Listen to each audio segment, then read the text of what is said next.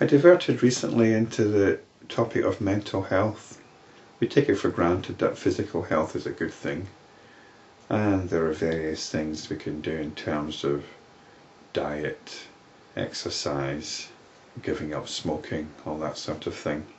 But we don't seem to address the issue of mental health with such clarity. It's not something which seems so straightforward.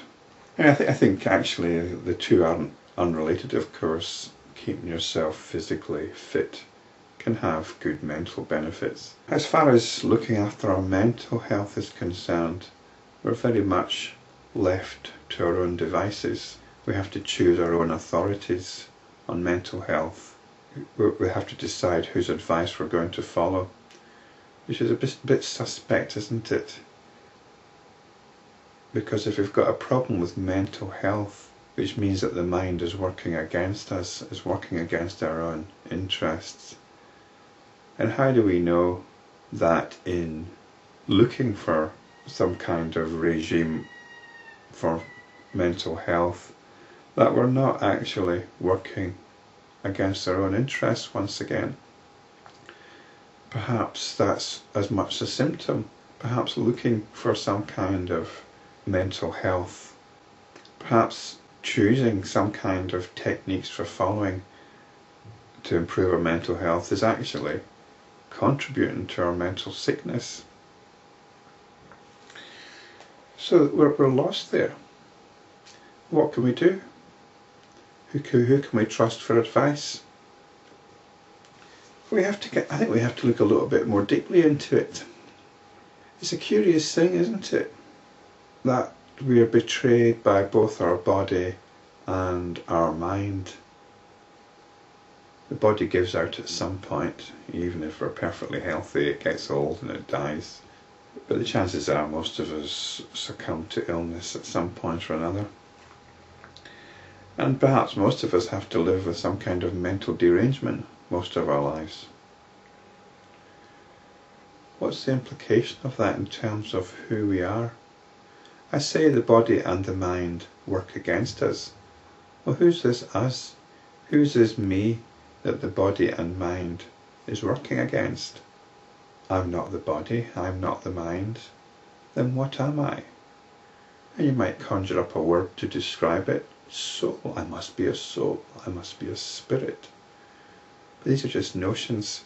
This answer for who am I must be looked at directly. We can't come up with a word for it. Well, if we do, we have to use it very tentatively.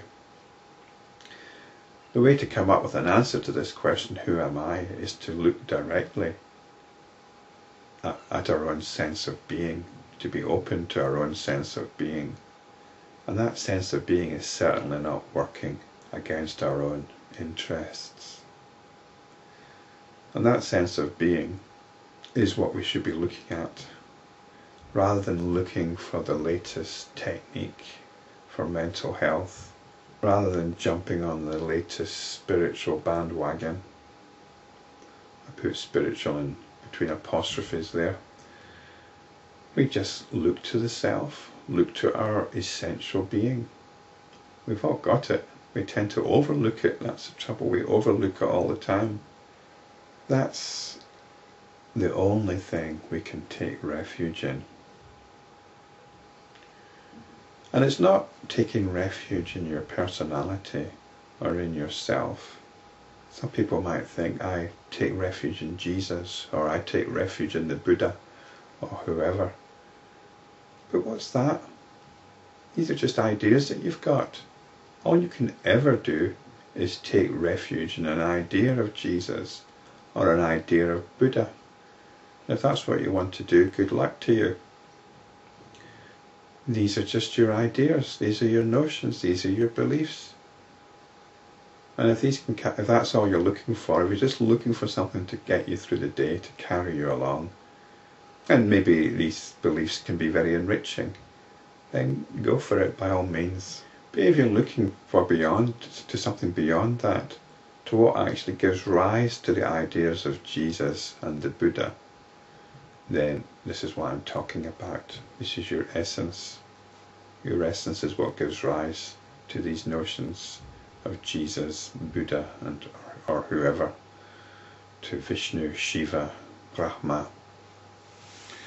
All these things arise from your essence, your essential self, which you can take refuge in. That's what you take refuge in.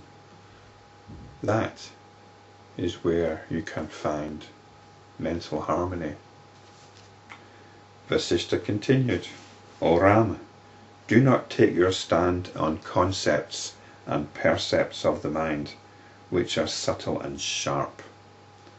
The mind has been put together by time, and it has gained great strength in course of time. We have so much faith in our notions of religion, not just religion, no, but in our relationships. We put so much faith in our relationships, family or interpersonal.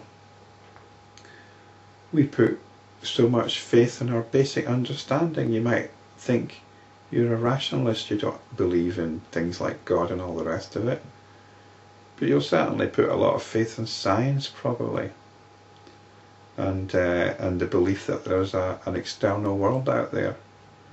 I'm not suggesting that you start believing that there's no external world, but I'm just pointing out that you actually do have belief. Whether you believe in an external world or you believe in there's no external world, they're both beliefs. Whether you believe that you have a body or that you don't have a body, they're both beliefs as well. They're notions. They're all notions created by our mind. We're taught these notions from early childhood, and it gets passed. These teachings get passed on from generation to generation. So bring it, that's the mind, bring it under control by wisdom. That's realizing that everything is notional. Before time fells this creeper known as the body, by devoutly contemplating my words, you will attain supreme bliss. You don't even have to devoutly do it, just inquire, look into it. And whether you'll attain supreme bliss or not, I don't know. This is a kind of stock phrase of the Hindu teachings. You'll attain equanimity, you'll attain clarity, you'll attain harmony. And perhaps that's supreme bliss. And now we've got another story about the sage Uddalaka. I shall narrate to you, O Ram, how the sage Uddalaka of yore attained the supreme vision of truth. So we're going to have another description of somebody's self-realization.